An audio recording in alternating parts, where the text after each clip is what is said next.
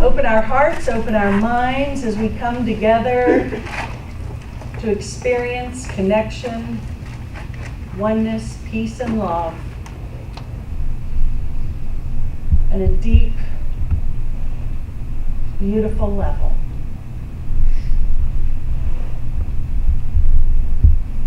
May we stay present in this moment so that we may experience and hear exactly that which moves us to the awareness of truth and love and unity. We place this time together, we place our center in God's hands and know that all is divine, and so it is. Amen. Dottie, yes, Dottie, I forgot. Real quick, yeah, you forgot to sign up. Of course I did. Yeah, one thing I did forget, today Jerry was unable to make it, gas. Not that kind. You know what I mean. Before I dig myself in deeper, she was not able to make it today, and Carol Thum was signed up to greet, and she has a cold. So unfortunately, we didn't have two greeters, but Kelly just showed up with a smile on her face and took over.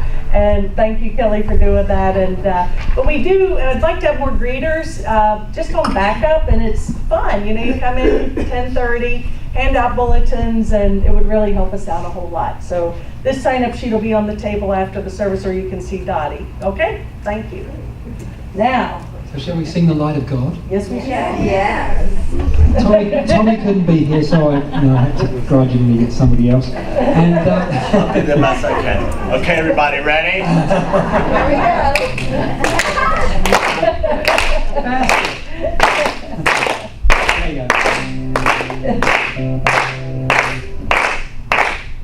we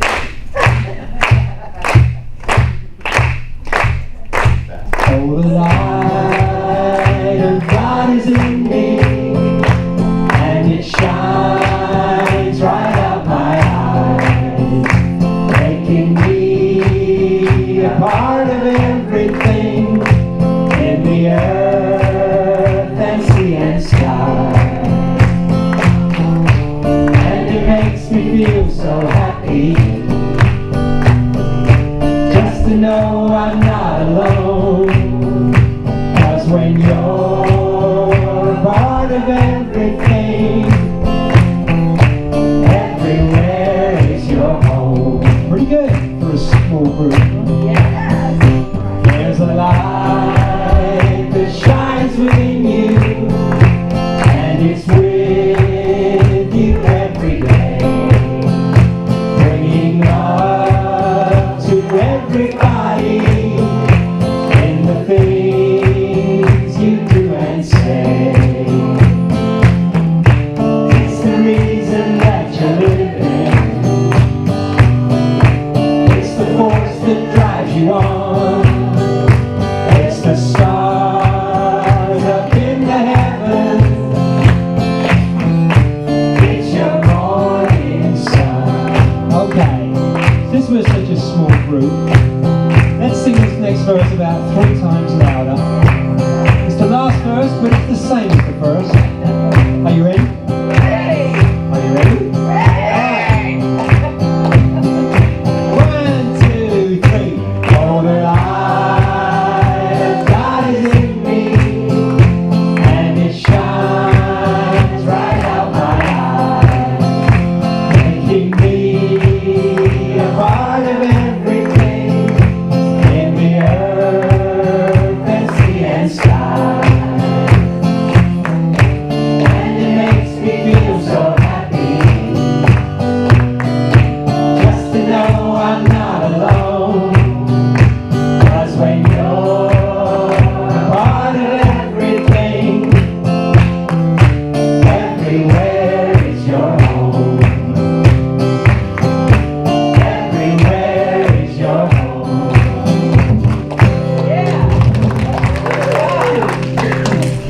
Okay, you're excused. We'll let you know. Yeah. So, okay, I hope this works. I don't know if you can tell, my voice is a bit funny because I had some kind of thing going on bronchially this week. So that's my excuse for today. Anyway, first time I've sung since last week, so we'll see what happens. This is a song that Julie and I have worked out together about, oh gosh, 2 years ago now, wasn't it? Oh no, was that long ago? And it was on the Simply Love album, and this is called, it's one all about relationships, called That's How It Works.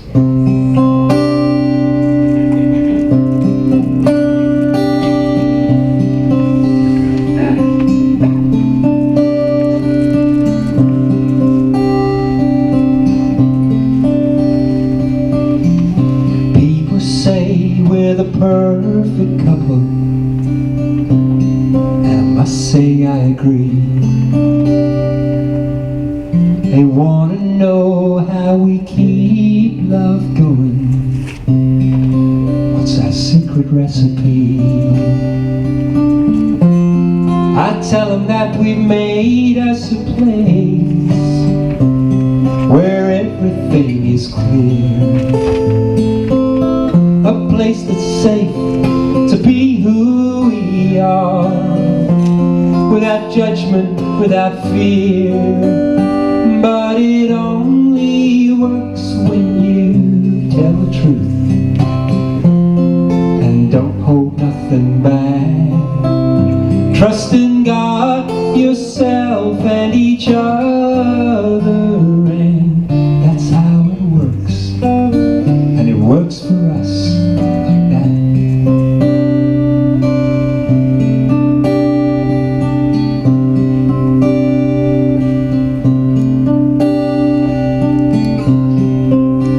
Learned our lessons,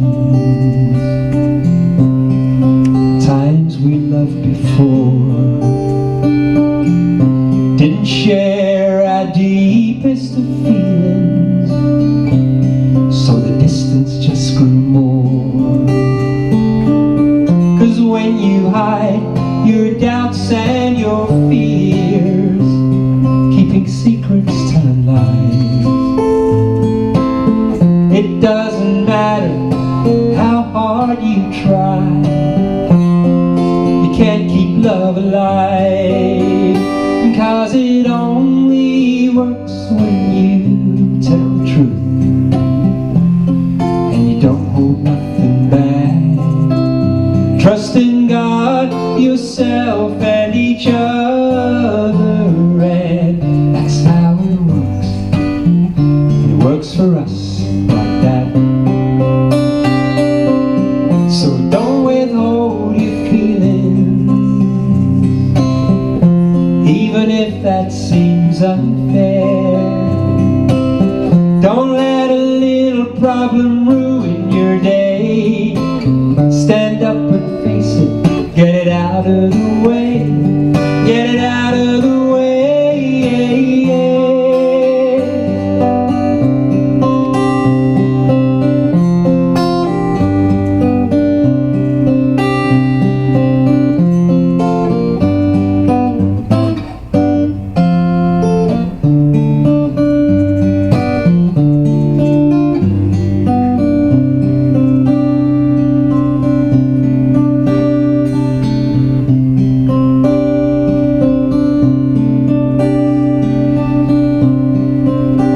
This might sound simple,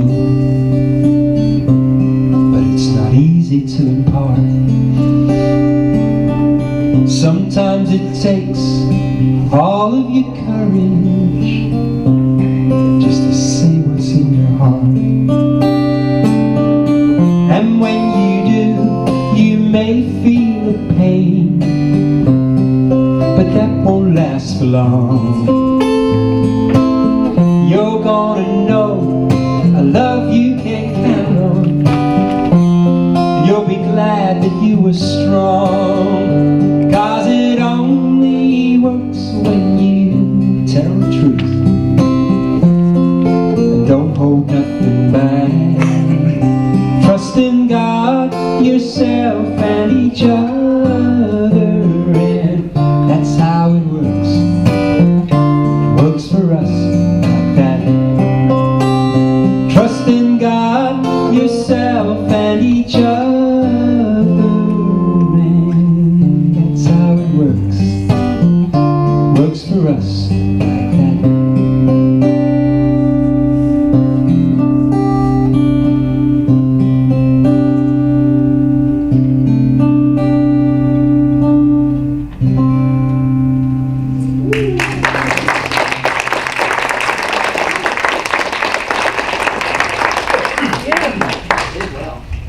Okay.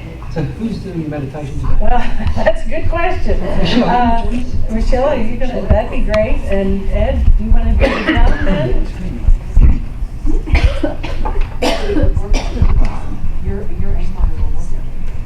Are you two going to play flute next? Lovely. Just play Great. one. You can do, you were fired. You was fired. Oh, Ed, we love you, yeah. Here's the move. Yeah, there's no accident. Michelle came in with that flute today, Ed. Can you take the hint? Yeah. Quite a nice drone. Help yourself to read. Place by Ed drone. So before we do our meditation, Mary normally does the healing prayer, but I know that Kelly and Julie got an email from a friend whose son had taken his life just yesterday? Grandson. And what's his name? I don't. Okay, what's her name? 28. Okay. June? Was he saying? You don't know? Nathan? Yeah. Okay. And anyway, so I'd like to just take a moment. Does anyone have any requests for prayer they'd like to put into our meditation today? Maybe for yourself? Yeah. For me. Okay. A friend named Rowan with cancer. Different Rowan. Anyone else, Don? Yeah, I'd like to put in my daughter Rachel. Okay. Carol. Carol? And Mary? Mary. Ron. But my son Joseph, who's still hitchhiking all over the country.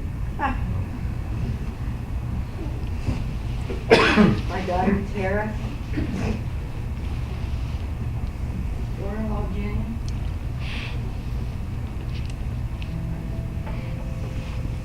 Anyone else? My late cousin's family.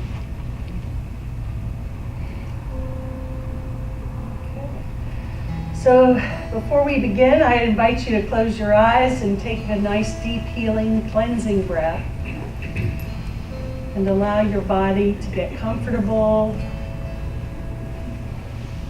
and your mind empty. Fully present in this moment as we ask the Holy Spirit to deliver us our truth, deliver to us our radiance, deliver us to our power to heal, deliver us to love, and so it is. And with each breath, be still.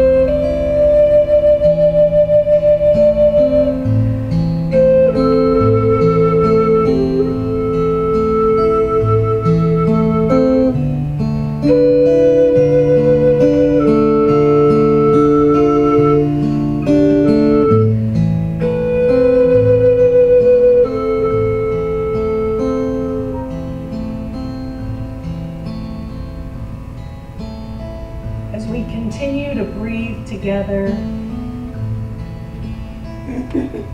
as we are blessed by this sacred tone, We bring into our hearts all of the prayers requested just now. We add those from our healing prayer ministry. And we include ourselves in this prayer and all of our brothers and sisters who may be hurting at this time.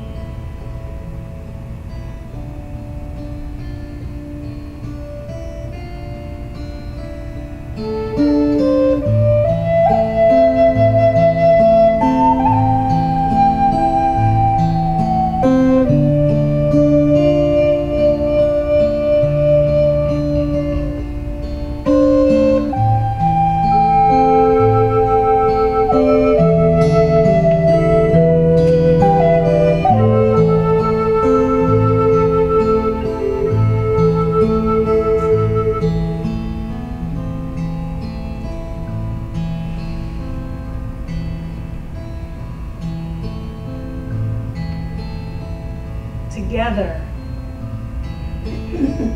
we have created a vortex of love, peace, and power that transforms all sickness into perfect health, all lack into prosperity, all separation into oneness. For this is our true nature. This is love's will for every being. We feel this, we know this to be true. And we envision a world where there is only love.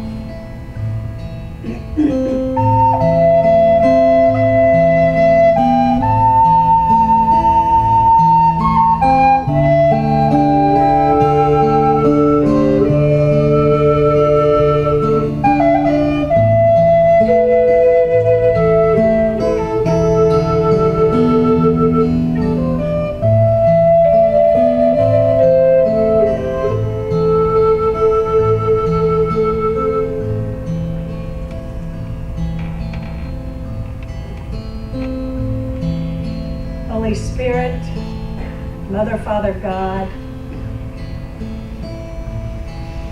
we send this love to all the corners of the earth and beyond. We know that love is real and possible and our birthright.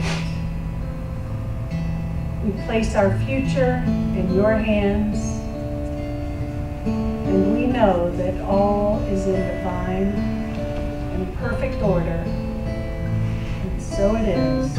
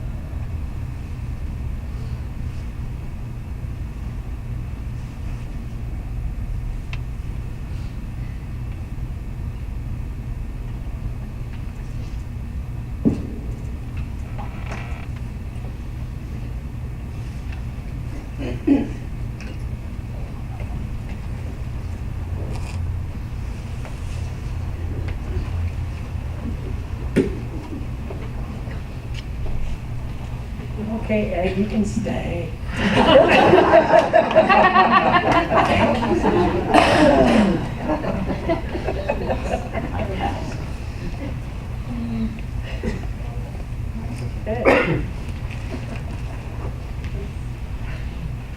That was lovely. Thank you guys. Really beautiful. Yeah, it was beautiful. Really.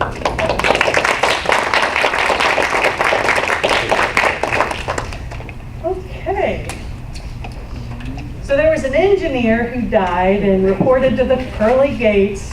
St. Peter checked his dossier, not seeing his name there, and accidentally sent him to hell. It didn't take long before the engineer became rather dissatisfied with the level of comfort in hell. He soon began to design and build improvements. Shortly after, hell has air conditioning, flush toilets, and escalators. Needless to say, the engineer is a pretty popular guy. One day, God calls Satan and says, "So how are things in hell?" Satan replied, "Oh, things are going great. We got air conditioning, flushing toilets, and escalators. And there's no telling what this engineer is going to come up with next." "What?" God exclaims. "You've got an engineer? That's a mistake. He should have never been sent to hell. Send him back to me." "Not a chance," Satan replies. "I like having an engineer on the staff, and I'm keeping him." God insists, "Send him back or I'll sue." Satan laughed uproariously and answers, "Yeah, right. And where are you going to get a lawyer?"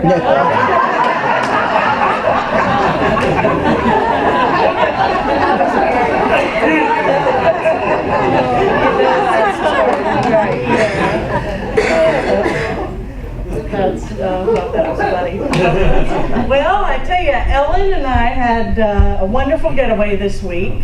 We went to Mount Mitchell. Actually, we camped at a RV park at the base of the mountain, but it was in Marion. It was wonderful. We had a little babbling brook in the backyard.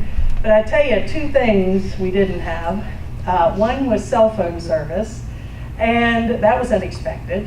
And one was internet. Well, when I say we didn't have internet, that's sort of we did have it, but it was after about an hour the first evening. We were only on for about 15 minutes. It said, "Your terms expired." And I was like, "What?" So I went into the office. I said, "I need a new password." He goes, "No, you've used up your service for the week." And he said, "Oh yeah." He said, and he was serious. I'm like, "Wait, you gotta be kidding me."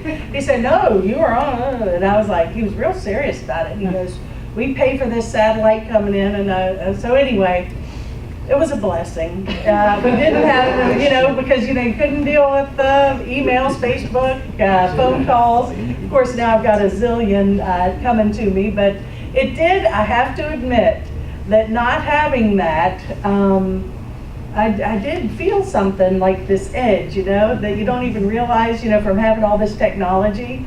It really is peaceful and calming without it. So it's not necessarily a bad thing to unplug. And so, for that, I choose to see the bright side in that situation. But anyway, it was a wonderful trip. We hiked up to Mount Mitchell, took a couple of really beautiful hikes.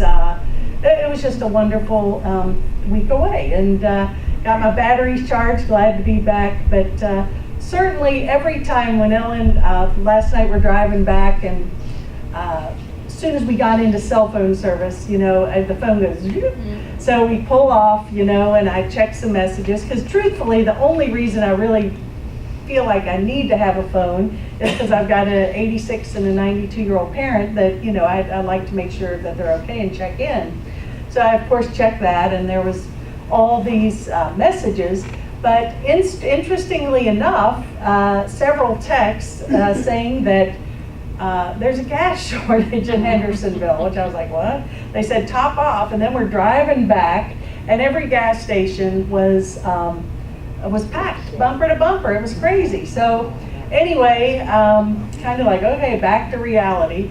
But Ellen, or back to another dream.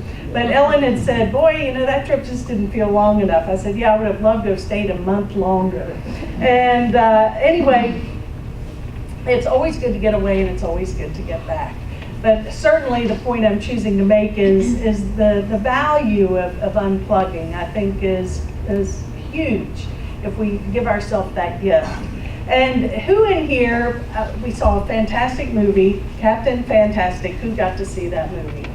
Yeah, it is, you've got to see it. If you haven't seen it, it's got so many layers and great messages, and just, it's a terrific movie. And it's about this family, the Cash family, who actually lived, a husband and a wife, Ben and Leslie, took their kids, I think they had 6 kids, lived off the grid completely in Washington State. And these kids were, you know, they were self-sustaining. You know, they were able to feed themselves and hunt. The movie starts off with this scene that I'm like, please don't let the rest of the movie be like this. But this young man went into his manhood. He had his face painted and he caught a deer. Anyway, but that was the family, you know, food. So it was very powerful, and to see these kids and their athleticism or their oneness with nature, you know, their evenings were spent playing music and singing together and having philosophical discussions. And actually, it was not a bad way to be, not a bad way at all. They had beautiful shelter, very simple but beautiful, and all the food they needed, and just a whole other perspective on life. So that, you know, began, you know, it's not such a bad way to be.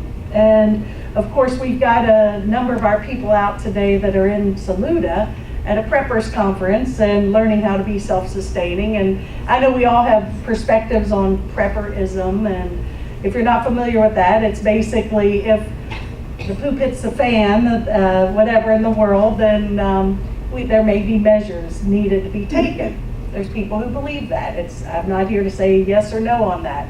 But the preppers are basically, you know, learning what this movie taught us, to be self-sustaining, you know, to be able to take care of ourselves and not be so dependent on our cell phones, our computers, and going to the grocery store for every little need. But, you know, tuning in more with knowing that nature sustains us and supplies us so much more than we tap into.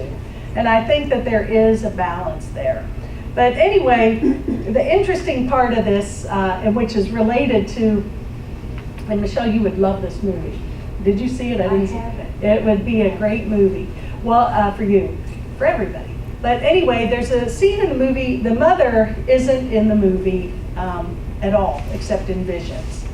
And it starts off that one of the kids is asking when mother's coming back, and she'd been gone for a few months. They said like 3 months, 2 weeks and 4 days, or whatever it was. They'd been counting the days, and the mother was dealing with depression. She was, I believe, in an institution, and so they got the call that the mother had taken her life, and so the kids wanted to go to be at the funeral. They wanted to be with their mother. And, you know, the mother, these kids had never been off of this compound.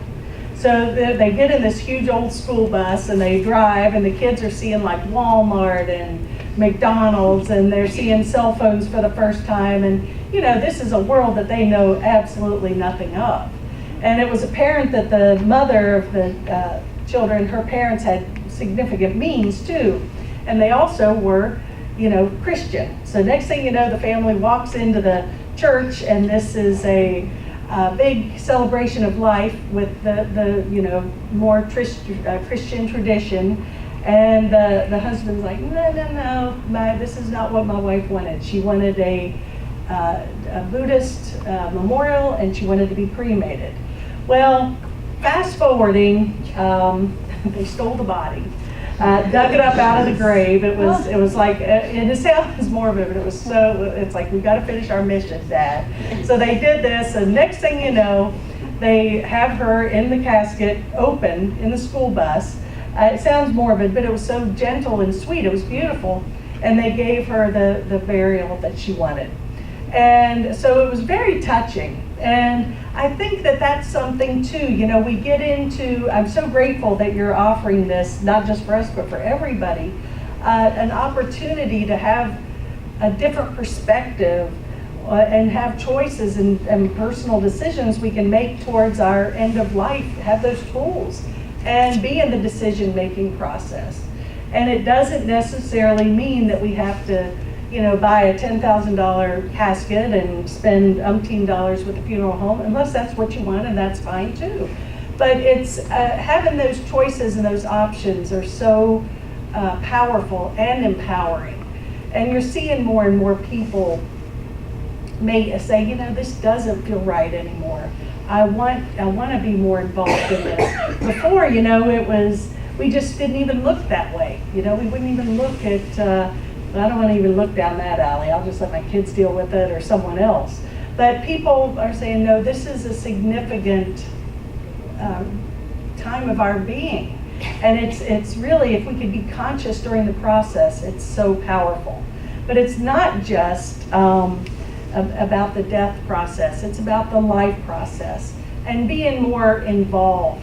One thing I recognized this week was how much I was reliant, but I was able, I'm proud of myself to let it go pretty quick, but how, reliant we are on technology and restaurants and what have you. And to be able to have that simple way of being was a wonderful thing.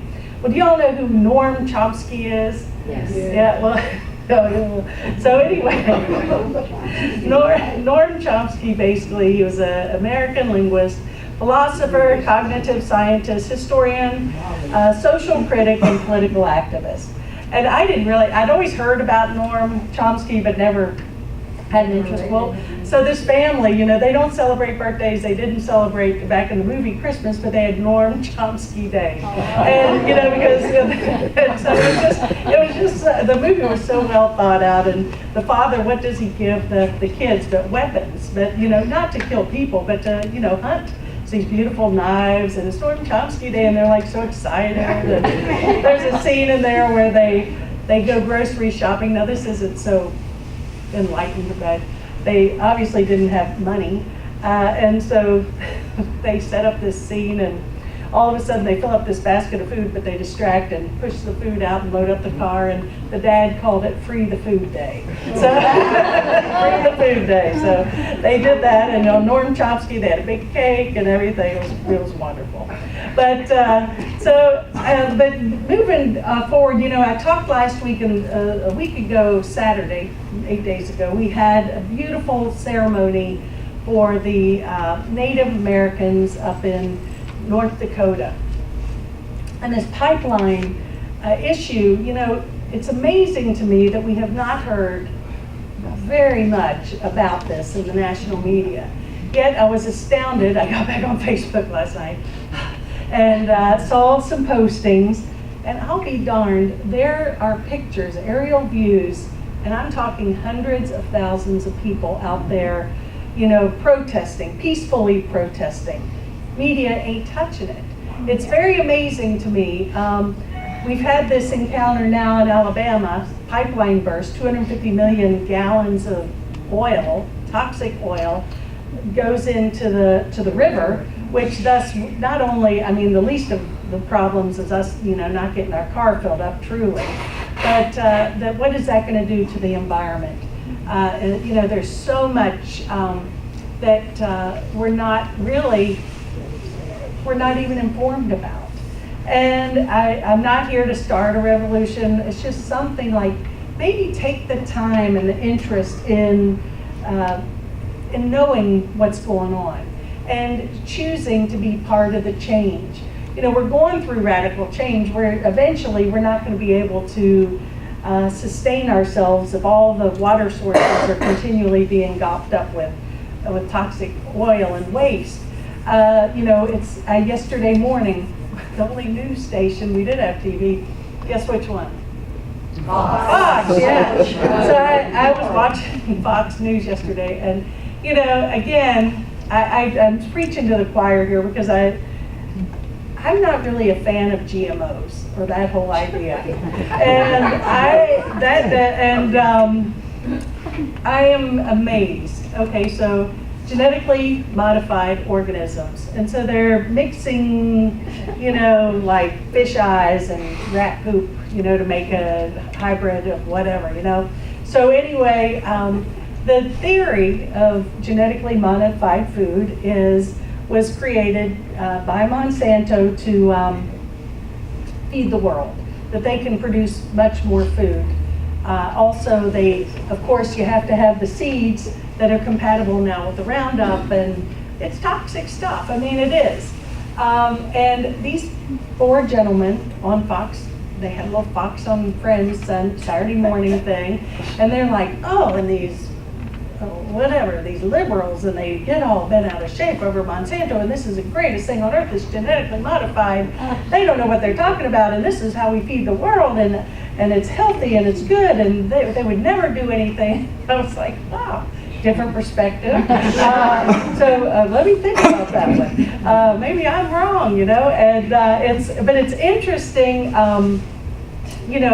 the belief systems out there. Now we all know that, and I really do choose to come from this premise. I really do. I observe it, I have preferences, but always be neutral. I don't want to get into the anger and the blame, and it was just so mind-boggling to me that, hanging around you guys, having conversations about this and that, and then seeing this perspective that's like, wow, I haven't had Fox News on, and that's interesting that would be the case. So I do understand where people, get their information and perspectives. But again, it's about personal choice. It's about making conscious choices, being informed. And if GMOs are your thing, that's great. If that makes you feel good, then cool. No judgment, truly. It's about information and being informed. Well, I think we all probably know who Henry David Thoreau was. And he basically was a American essayist, poet, philosopher, abolitionist, naturalist, tax resistor, development critic, surveyor, and historian. And he was from Concord, Massachusetts. And he basically took it upon himself, and this is over 100 years ago, to step out of the crazy civilization into the stillness of inward reflection. So he went to Walden Pond and lived very simply. I think it was like a 12 by 15, unheated, no air conditioning, and just lived simply, did some land clearing around the area for his keep at the house. And he spent his time there, 1.5 years, just reflecting, being in nature. And he said by immersing himself in nature, he hoped to gain a more objective understanding of society through personal introspection. Simple living and self-sufficiency were his other goals, and the whole project was inspired by a transcendentalist philosophy, a central theme of the American Romantic period. So he did choose that simplicity. Even then, they didn't have cell phones then, they didn't have telephones at that point, they didn't have any of this. But there was still that call back to nature, call back to inward reflection. I think we are accelerating now. I think there's a lot more out there to stimulate us. But I believe that as far back as man goes, we've all had that call to go back within. And so he spent his time there. He wrote his book, Walden, about his experience. And some of his statements that I think are so beautiful. And again, you got to think of the time period. We think that we're just being blasted with this today. But he said, our life is frittered away by detail. We need to simplify. And one thing I think I love so much about the RV, and it's nice. It's a nice rig. I'm not going to sit here and stand around roughing it, okay? But it is simple. It is simplifying to a degree. You realize that we got a bed, we got a little sofa, we got a TV or 3, we've got wheels. Yeah, we got wheels. In RVs, I mean, every freaking RV has like so many TVs. It's crazy, but that's a whole other story. But it's comfortable, but you realize you don't need that much to get by. And the favorite thing is to set up this little area with a little awning, and you just hang out outside. And so it's great. I enjoy that so much, being in nature, being in that peace, simplify. And we had a couple of people come up this week And every single one of them said, I could live in this thing. I could live in this. I don't need any more than this. And it's true. We just we're accumulators and we're clutter gatherers. Huh? Hoarders. Yeah, we are. And so it's all about, and I speak about this often because I do believe this is my soul saying, simplify, simplify. So everything I can find to support this, I like to share. And this is another statement. He said, it's desirable that a man live in all respects so simply and preparedly that if an enemy takes the town, he can walk out of the gate empty-handed and without anxiety. And I think that that's so true. It's like, and we can use this as an example for many things, but would we be able to just walk out empty-handed and be okay with that? I think we can all give a big round of credit to Rosa, who left yesterday. She's going to be moving to Panama. She's sold or given away all of her belongings. She's not young. She's not old, but she's not a young woman. It's not like she's 35. And she's never been to Panama, yet she's taken that leap because her soul was calling her to do this. And I think that's go for it, Rosa. She's going with that empty-handedness, knowing that her needs will be met and she'll be taken care of. Well, we also have to, and what this brings back to thought too is, as I say, he had this yearning over 100 years ago to be in nature, to step out of the insanity of society. And it says things do not change, but we change. And that's what this is all about. Seek not to change the world, but change our mind about it. I think to walk in mastery is to be able to, regardless of what conditions are in my life, whether it be huge abundance or simplicity, that it's all the same and it's all okay. And so if I can just change my mind about it, but to be able to walk the world freely without any expectations or burdens or carrying these loads of stuff on my back. I spoke weeks ago about Peace Pilgrim, who was always one of my faves growing up. She's a woman who basically took off walking across the country. No money, just clothes on her back, and all her needs were taken care of. And I really believe as we strengthen our faith, our connection, we're tuned in to really not only take care of ourselves, but see the needs of others. And that's what we're about here as a community, is really recognizing that we're all here to support and sustain each other.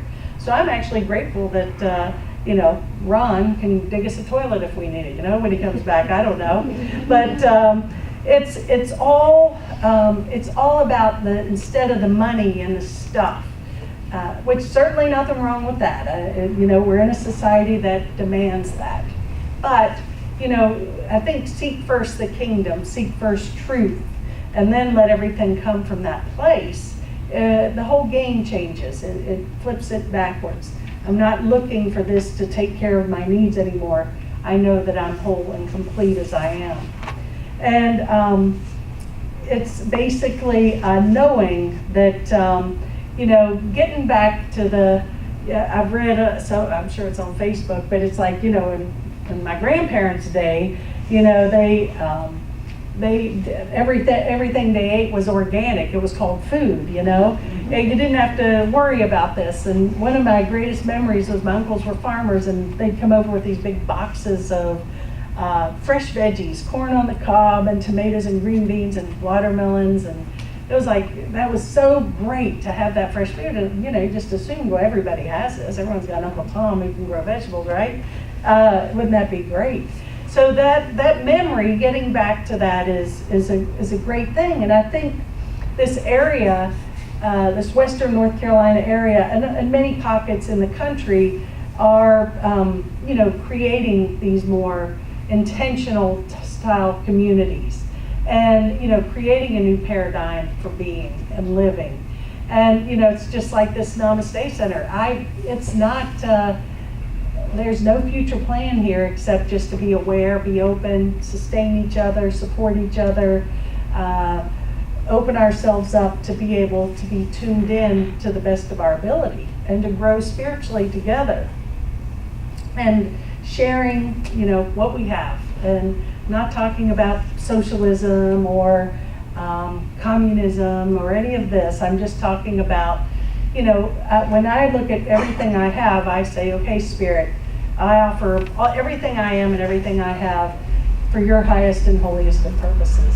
So if I'm led to write a check here or give some soup here or do this or do that, it just all works out. And so I'm being led to do what Spirit would have me do. And I choose not to do it with fear, but knowing that giving and receiving are truly one and the same, because we're not separate. And the funny thing is, the more we give, somehow the universe just has more to give us. But if I'm sitting here saying, I'd like to give, but I've only got this much, so I really can't, you know, if I give this, then I'm not going to have enough. Well, Mother Teresa gave one of the best statements about that in an interview while she was obviously still living. She had refused the gala for her Nobel Peace Prize and didn't want all that pomp and circumstance and money. She wanted the money to go back to Calcutta to feed people, not to have a big celebration. And so she was trying to explain to this interviewer who said, well, Mother Teresa, how can you live in Calcutta amongst all this poverty and sickness? And she goes, you know, basically I was going to ask you all the same thing. She says, in Calcutta, you know, I see people starving, having nothing to their name except one banana. They'll peel the banana, they'll break it in half and share it with someone else who's starving. And she says, you Americans have all these bananas, yet you cling to them so tightly. So she goes, the poverty in my eyes is here, not there. So again, it's a question of perspective. But I think, again, bringing it back to balance. I'm not saying we have to go to Calcutta, but be more conscious, be aware. And I see it already within you guys, but I think we can continue to evolve and create something that's never been done before. And it's going to be really awesome. And I'm so excited what the universe holds for all of us. And my closing, this is one of his most popular, Thoreau's most popular quotes. Anyone know what I'm going to say? I know you'll know when I say it. Go confidently in the direction of your dreams and live the life you have imagined. And I think that that is so beautiful. You know, that's what we're doing. Just live the life we've imagined. Go confidently. You know, the world is our canvas. It's release the past, be present, create the life of our dreams. And to me, I believe that the step up in this too is, you know, to live from inspiration. Surrender the Spirit. Be led every moment. Not saying that I want this, this, and this, and this, but just be guided, because that is, Spirit has a way better plan for each and every one of us than we could ever have for ourselves. So together, we need to go confidently in the direction of our dreams and live the lives we have imagined. And so it is. Namaste. Namaste.